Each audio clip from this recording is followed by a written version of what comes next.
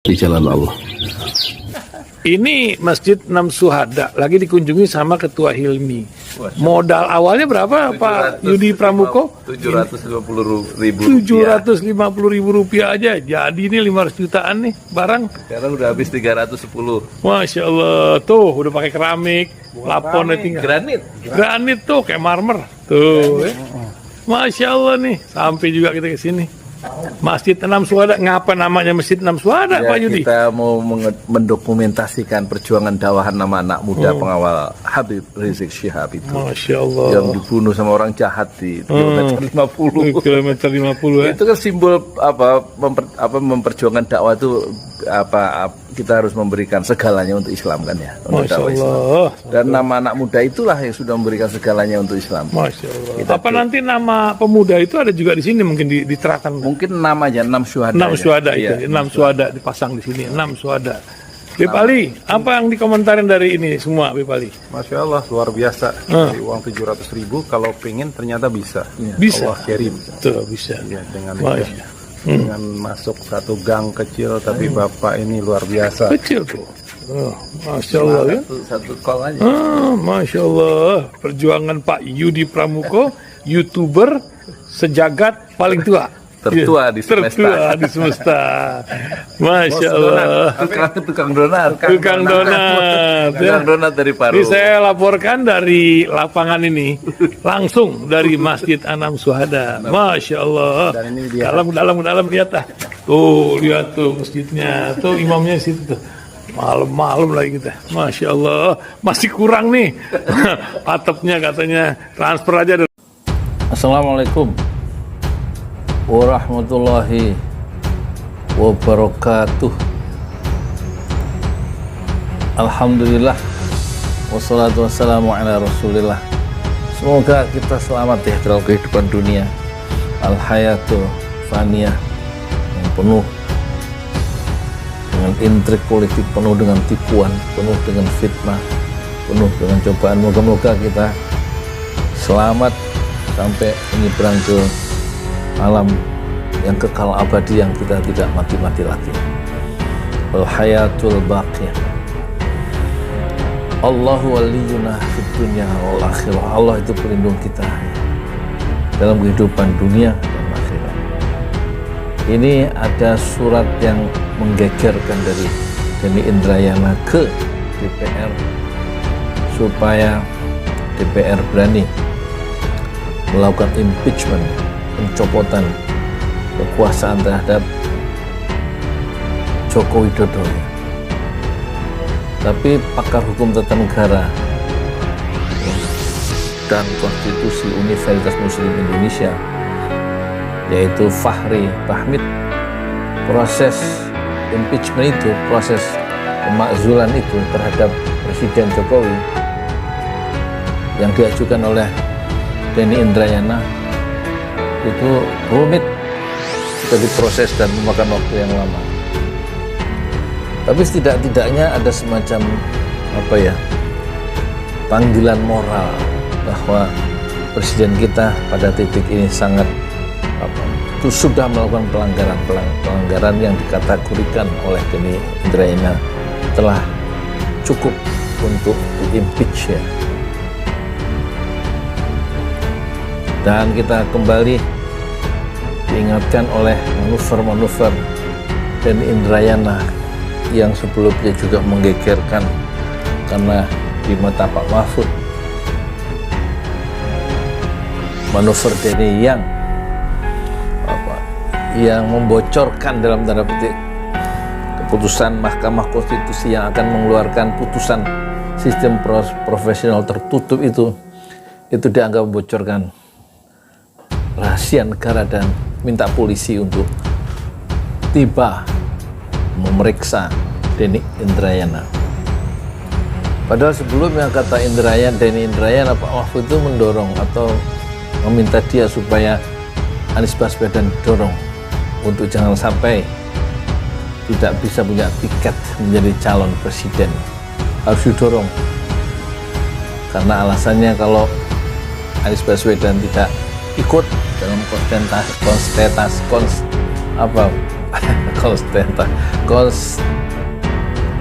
kontestasi ya, pemilihan presiden 2024, maka demokrasi itu tidak sehat, kata Mahfud. Tapi pada sisi yang lain dalam kasus soal isu pembocoran putusan MK oleh Denny, jadi Mahfud justru memperkarakan ya, meminta polisi turun tangan. Jadi Mahfud tampaknya dari sisi yang lain itu manuver-manuver dia selama ini ada yang menyaingi ya. Selama ini isu-isu itu diviralkan oleh Mahfud dan dilempar ke ruang publik supaya menjadi perhatian publik dan seolah-olah yang akan dapat poin dan kredit poin adalah Mahfud MD. Tapi sekarang ada pesaingnya yaitu Denny Indrayana. Dia semacam arus balik ya, yang memukul istana, dan di istana itu ada Mahfud MD. Sekarang dia menulis surat supaya istana, yaitu simbolisasinya Pak Jokowi, supaya di-impeach oleh DPR. Dan kita lihat apa yang dilakukan Denny, dan siapa sebenarnya Denny Indrayana itu yang dipuji setinggi langit oleh siapa? Amin Rais. Untuk impeachment, untuk pemakzulan, pencopotan kekuasaan di DPR, kata Fahri Bahmid, yang juga dia adalah pakar hukum tata negara sebagaimana Mahfud MD dan juga Denny Indrayana. Pemakzulan terhadap Jokowi itu bisa dilakukan jika terbukti Jokowi melakukan satu, pelanggaran hukum berupa pengkhianatan terhadap negara, korupsi, penyuapan, tindak pidana berat lainnya, dan juga termasuk perbuatan tercela atau tidak lagi memenuhi syarat sebagai presiden dan garis miring atau wakil presiden. Jadi tentunya DPR tidak berkehendak untuk melakukan pemakzulan kepada presiden dan garis miring wakil presiden, pastinya dengan mendasari serta berpijak pada kewenangan konstitusional berupa melakukan pengawasan dengan menggunakan beberapa instrumen haknya.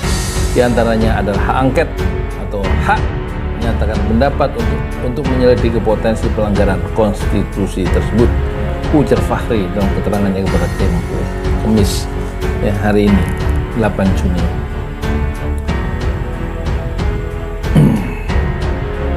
Jadi kalau memang ada bukti Jokowi itu melakukan pelanggaran hukum, kata Fahri Bahmid, usul ya, pemerintahan itu bisa diajukan oleh DPR kepada MPR terlebih dahulu dengan mengajukan permintaan kepada Mahkamah Konstitusi untuk memeriksa, mengadili, dan memutus pendapat DPR bahwa presiden telah melakukan pelanggaran hukum. Dan pengajuan permintaan DPR kepada Mahkamah Konstitusi itu pun hanya bisa dilakukan kalau didukung 2/3 dari jumlah anggota DPR yang hadir dalam sidang paripurna. Ini hampir sulit ya, beda dengan zaman Gus Dur ya. Karena kemudian partai-partai pendukung kan bisa tidak membuat satu manuver supaya tidak korup sehingga tidak tercapai 2/3 dari jumlah anggota di parlemen, anggota DPR di parlemen, karena partai-partai pendukung pemerintah begitu dominan. Nah, kemudian jika proses pemakzulan itu sudah sampai di MPR, maka mekanisme pengambilan keputusan dan pemberhentian presiden pun harus diambil dalam rapat paripurna yang dihadiri sekurang-kurangnya 3/4 dari jumlah anggota dan disetujui oleh sekurang-kurangnya 2/3 dari jumlah anggota yang hadir. Ini juga bisa sulit terlaksana ya, sukar terlaksana. Dan dalam rapat itu presiden juga bakal diberi kesempatan menyampaikan penjelasan dalam rapat paripurna MPR. Jadi menurut Fahri Bahmid, pakar hukum tata negara, hampir jadi langkah-langkah konstitusional yang dilakukan untuk mencopot presiden atau wakil presiden memang pada dasarnya dirancang berliku jalannya dan sengaja dibuat berat dan rumit dengan melibatkan 3 lembaga, yaitu Mahkamah Konstitusi, DPR, dan MPR. Jadi pemakzulan itu secara teoritis itu merupakan extraordinary political event atau kejadian politik luar biasa dalam sistem presidensial. Dan ini akan hampir-hampir tidak mungkin memakzulkan Jokowi, kira-kira gitu. Jadi sebelumnya Denny Indrayana itu berkirim surat menyarankan DPR RI menggunakan hak angket memakzulkan Jokowi. Kenapa? Kata Denny, salah satunya buntut dari pernyataan Jokowi yang mau cawe-cawe dalam konteks pemilihan presiden Pilpres 2024. Tampaknya sih karena Denny juga pakar tata negara, pakar hukum tata negara, dia tahu sulitnya untuk memakzulkan presiden. Jadi dia menyarankan ke DPR dengan berkirim surat itu sebenarnya untuk mengangkat isu supaya presiden itu tidak cawe-cawe dalam urusan rekrutmen calon presiden berikutnya, ya, terus netral. Sementara dalam surat itu Denny menyebut Jokowi menggunakan kekuasaan dan sistem hukum untuk menghalangi Anies Baswedan menjadi calon presiden. Itu masalahnya. Jadi bukan hanya Yusuf Wanandi CSIS yang dalam acara Rossi di Kompas TV, Hakul yakin memprediksi bahwa pihak penguasa akan memastikan hanya ada 2 pasangan calon saja yang mendaftar di KPU, ya, tanpa Amin Rais. Itu menurut Yusuf Wanandi yang dikritik oleh tokoh-tokoh lainnya sebagai ide-ide yang sudah usang. Nah, jadi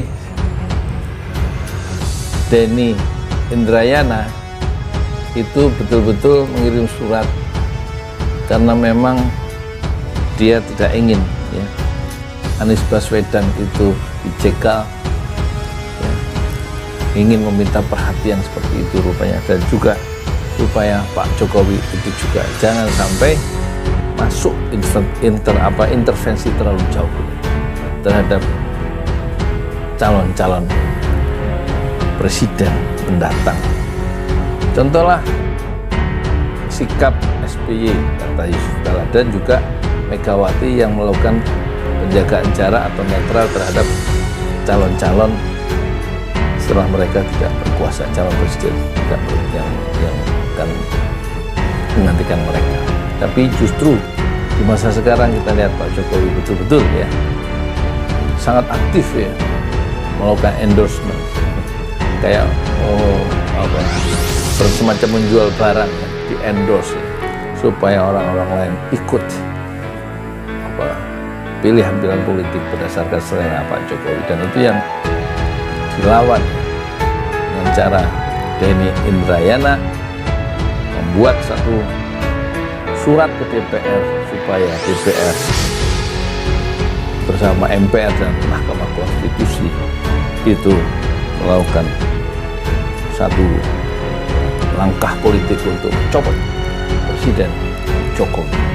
Jadi langkah-langkah Denny Indrayana itu semacam arus balik, ya, yang memukul istana atau memukul siapa?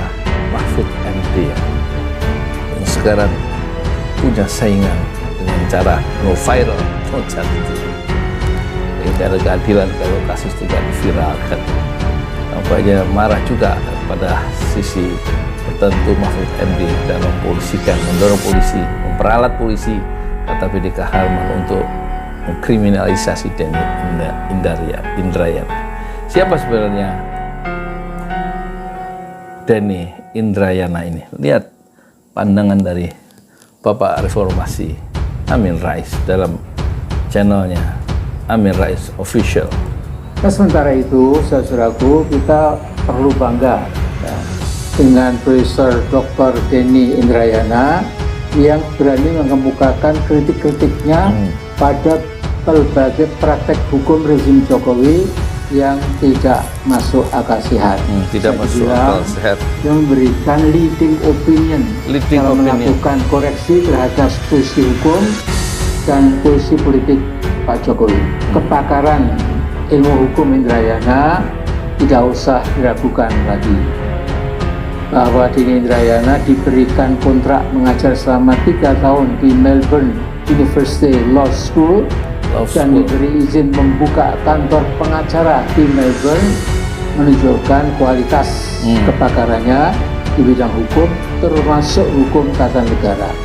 Jadi jangan dibanding-bandingkan ya. Lantas lihat juga Pak Muldoko dan beberapa anak buahnya yang tidak pernah kenal lelah untuk mengambil alih kepemimpinan Partai Demokrat.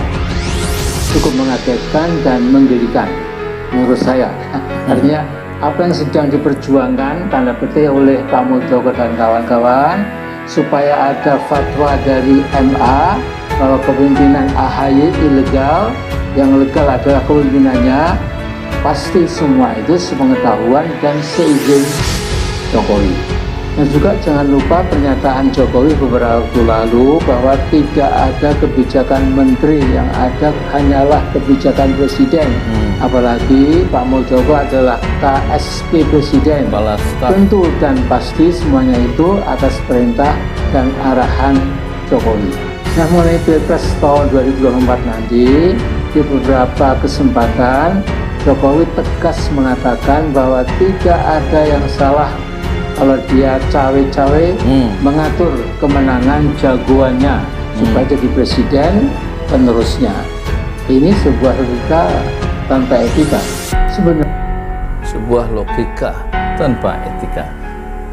Jadi satu paket itu ya yang dihajar oleh Denny Indrayana ya, soal kemungkinan Mahkamah Konstitusi memutuskan sistem proporsional tertutup ya, yang akhirnya merampas kedaulatan rakyat dan dikembalikan lagi kepada kedaulatan partai, yang menyusun partai itu orang-orang calon-calonnya berdasarkan selera partai, dan kemudian cawe-cawenya Pak Jokowi itu masih semuanya berkaitan dengan upaya untuk menggagalkan Anies Baswedan untuk menjadi presiden mendatang. Nah, itulah yang harus dihentikan. Usaha-usaha untuk menghentikan itu caranya, salah satu caranya melakukan serangan moral ke istana dengan cara Denny Indrayana membuat arus balik serangan ke jantung kekuasaan istana melalui isu